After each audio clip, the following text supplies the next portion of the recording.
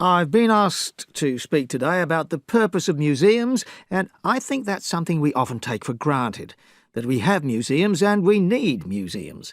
But with so much information available now online, people have access to whatever it is they want to know, so I think we need to consider carefully just what it is that we expect of our museums today, what makes them relevant in the information age.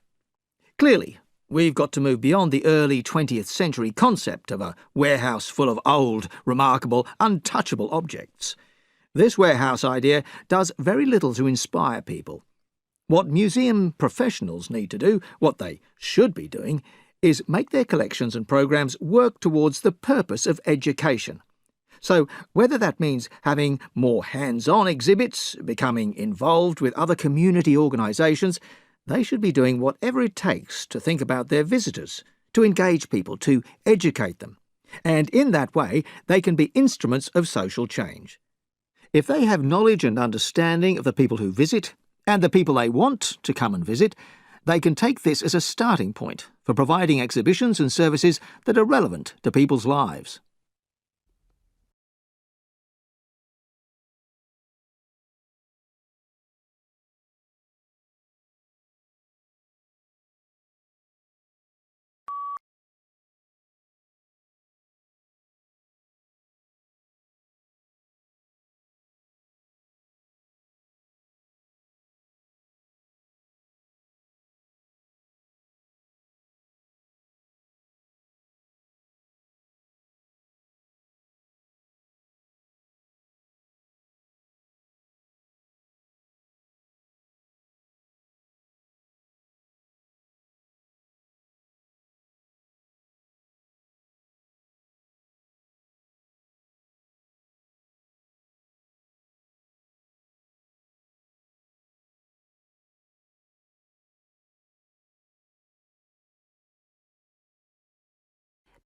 I suppose more and more people are starting to see graffiti as a form of art. Now, there are still many who would beg to differ, and they'd point to the destructive scribblings that we see on our bus shelters and our public buildings.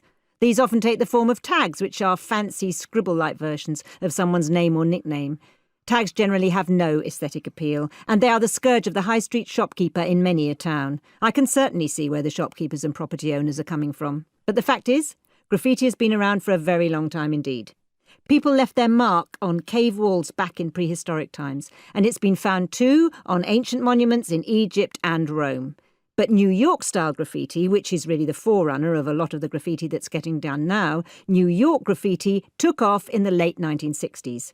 That's when the advent of the spray can allowed the humble tag to evolve into more complex styles. In the mid to late 70s, subway trains became the new forum for graffiti artists to display their skills. For many young people, it became a medium to express their disillusionment with a system from which they felt excluded. Now, of course, the art establishment embraces graffiti artists, and some of these artists have actually taken on cult status.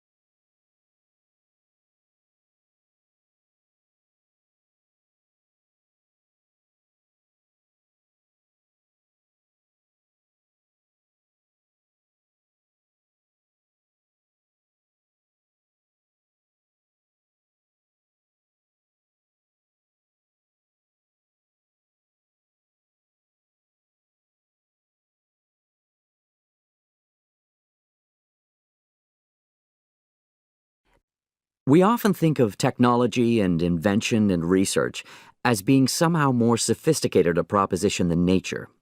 But actually, when we think about it, there are lots of really useful concepts that technology can take from the natural world.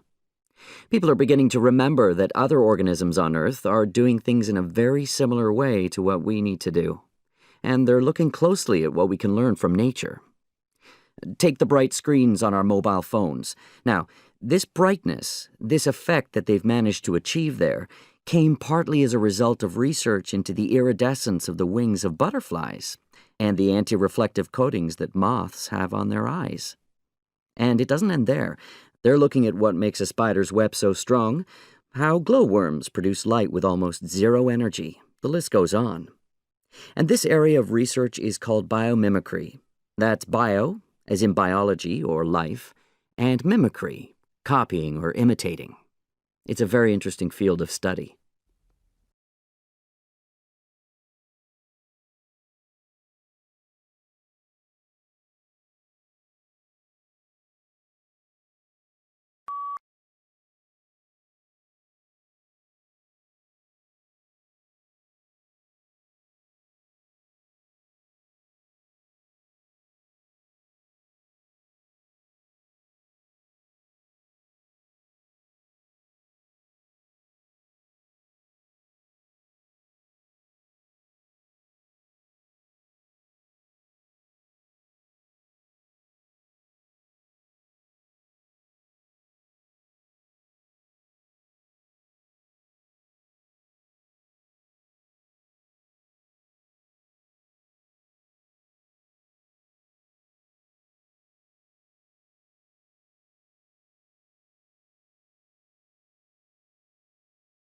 One. I've been asked to speak today about the purpose of museums, and I think that's something we often take for granted, that we have museums and we need museums. But with so much information available now online, people have access to whatever it is they want to know, so I think we need to consider carefully just what it is that we expect of our museums today, what makes them relevant in the information age. Clearly, we've got to move beyond the early 20th century concept of a warehouse full of old, remarkable, untouchable objects. This warehouse idea does very little to inspire people. What museum professionals need to do, what they should be doing, is make their collections and programs work towards the purpose of education.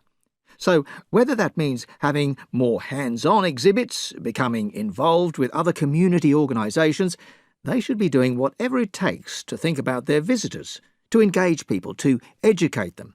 And in that way, they can be instruments of social change. If they have knowledge and understanding of the people who visit, and the people they want to come and visit, they can take this as a starting point for providing exhibitions and services that are relevant to people's lives.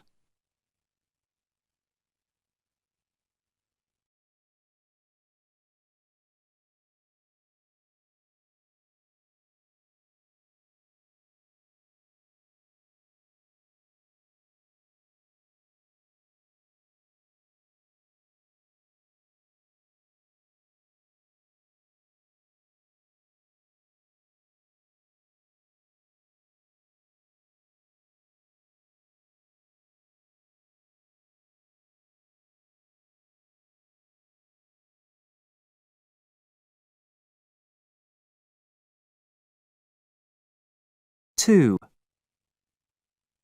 I suppose more and more people are starting to see graffiti as a form of art. Now, there are still many who would beg to differ, and they'd point to the destructive scribblings that we see on our bus shelters and our public buildings.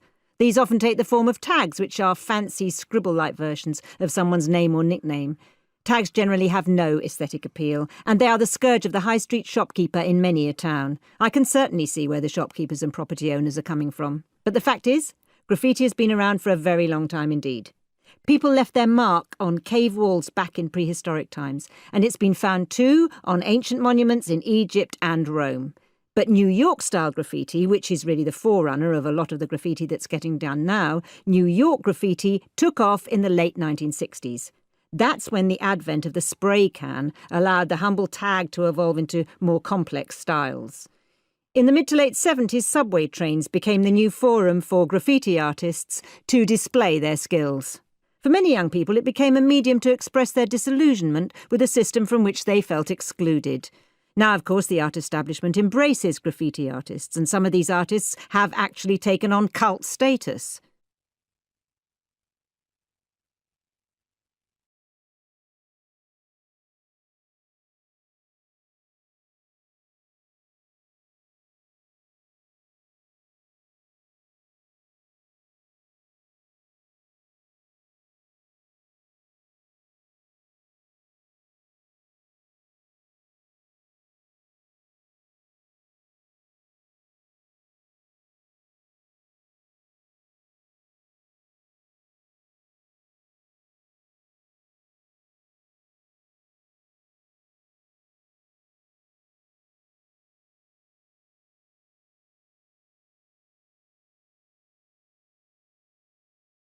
3. We often think of technology and invention and research as being somehow more sophisticated a proposition than nature. But actually, when we think about it, there are lots of really useful concepts that technology can take from the natural world.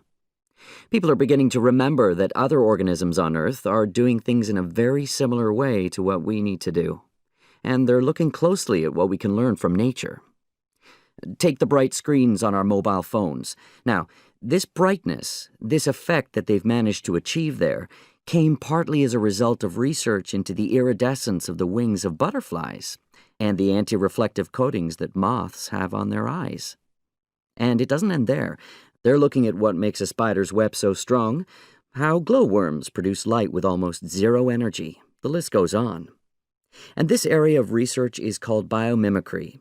That's bio, as in biology or life, and mimicry, copying or imitating. It's a very interesting field of study.